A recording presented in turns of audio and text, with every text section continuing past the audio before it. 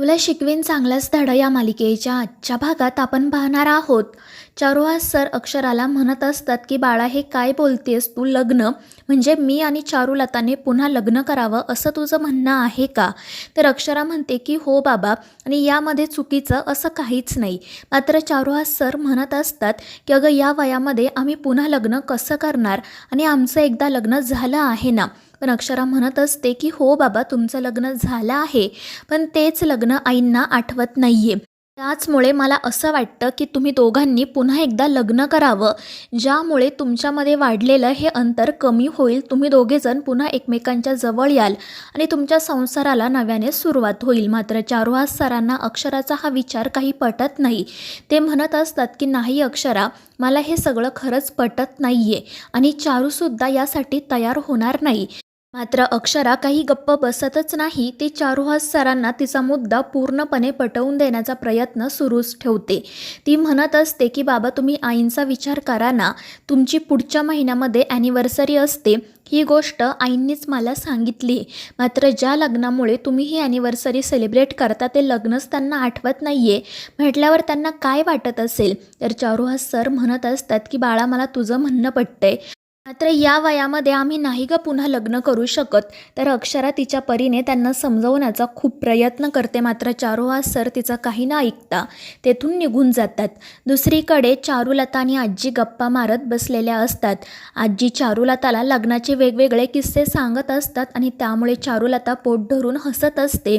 तितक्यात मग अक्षरा त्या ठिकाणी येते आणि त्या दोघींना काय चाललंय असं विचारते. आजी म्हणत असतात की अगं मी यांना लग्नाचे वेगवेगळे किस्से सांगते, आणि मग त्यानंतर अक्षरासुद्धा तिने ऐकलेले अनेक किस्से त्या दोघींना सांगू लागते. त्या तिघीही जणी छान गप्पा मारत हसत असतात.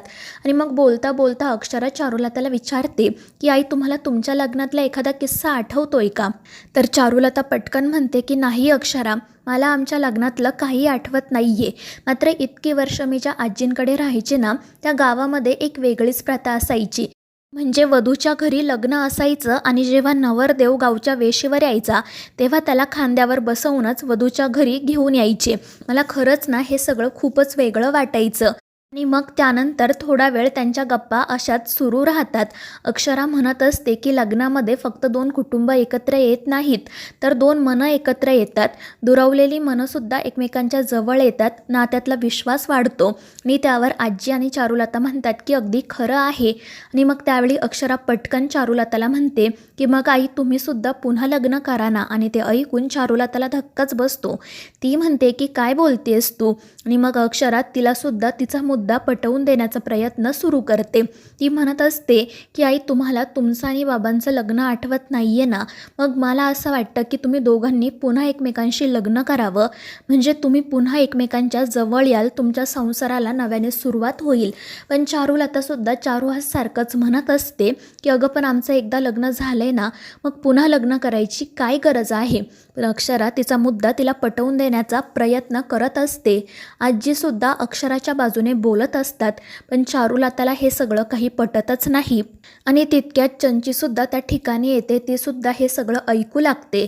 तर अक्षरा चारुलताला खूप समजावते. मात्र चारुलता म्हणते की मला हे नाही पटत आणि ती रागातच तेथून निघून जाते. तर चंची लगेच पुढे येत अक्षराला म्हणते की काय गं अक्षदा, तू काय डोक्यावर पडलीस की काय? या म्हातारीचं पुन्हा लग्न लावायचं आहे का तुला? आणि ते ऐकून आजी चंचीवर खूप ओरडतात आणि म्हणतात की तू कोणाशी बोलते, कळतंय का तुला? तर चंची रागातच म्हणते की हो, मी या घरच्या सुनेशी बोलतीये, माहिती आहे मला, जी या घरच्या मालकाचं आणि मालकिनीचं पुन्हा लग्न लावून द्यायला निघाली. तर अक्षरा म्हणत असते की मी काही चुकीचं करत नाही आहे, आणि जर मी त्यांचं पुन्हा लग्न लावून दिलं तर यात वाईट काय आहे? तर चंची म्हणत असते की चांगलं तरी काय आहे सांग मला. अगं जर तू त्यांचं लग्न लावलं ना तर लोक तुझ्याच तोंडात शेण घालतील. आणि खरं तर ना जेव्हापासून तू या घरात सून म्हणून आली आहे ना, तेव्हापासूनच लोक सूर्यवंशी घराण्याबद्दल वाटेल ते बोलायला लागलेत. कारण तू या घराण्याच्या सगळ्याच प्रथा परंपरा मोडीत काढतेस, वाटेल ते करतेस, आणि तुला जे करायचं ना ते सगळ्यांना करायला सुद्धा लावतेस. आणि तिचं ते बोलणं ऐकून आजी तिच्यावर खूप चिडतात आणि तिला गप्प बसायला सांगतात. त्या म्हणत असतात की तू या घरात आश्रित आहे हे लक्षात ठेव. तर चंची म्हणते की हो ना, मी आणि माझी आई तर या घरात आश्रितच आहोत, आम्हाला काहीच बोलण्याचा अधिकार नाही. मी बिन लग्नाची या घरात बसले, त्याकडे कोणाचंही लक्ष नाही, पण तुम्हाला त्या म्हातारीचं पुन्हा लग्न लावायचं आहे. आता माझ्या आईला तर तुम्ही तुरुंगात पाठवलं, मलासुद्धा या घरातून बाहेर काढा. आणि मग ती रागातच तेथून निघून जाते. त्यानंतर अधिपती फॅक्टरीमध्ये जाऊन रव्याला भेटतो. त्या दोघांचं कामाविषयी बोलणं सुरू असतं आणि मग त्यानंतर अधिपती रव्याला सांगतो की यापुढे फॅक्टरीतील प्रत्येक कामगारावर तू विशेष लक्ष ठेवायचं. जर तुला कुठेही काही गडबड दिसली ना तर लगेच येऊन मला सांगायचं. त्या रम्यासारखे लोक आता आपल्या फॅक्टरीत नको. आणि त्यावर रवीसुद्धा हो म्हणतो. त्यानंतर त्याला त्याच्या आईचा फोन येतो.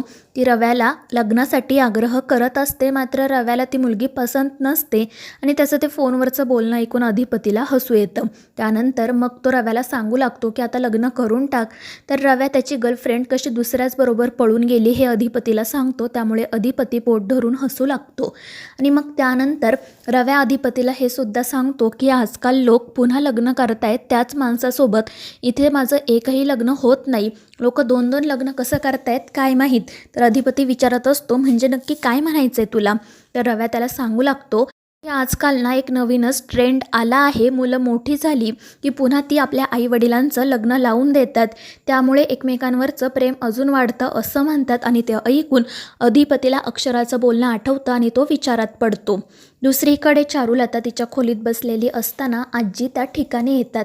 त्या दोघींचं बोलणं सुरू असतं आणि मग त्यावेळी आजी पुन्हा एकदा लग्नाचा विषय चारुलता समोर काढतात.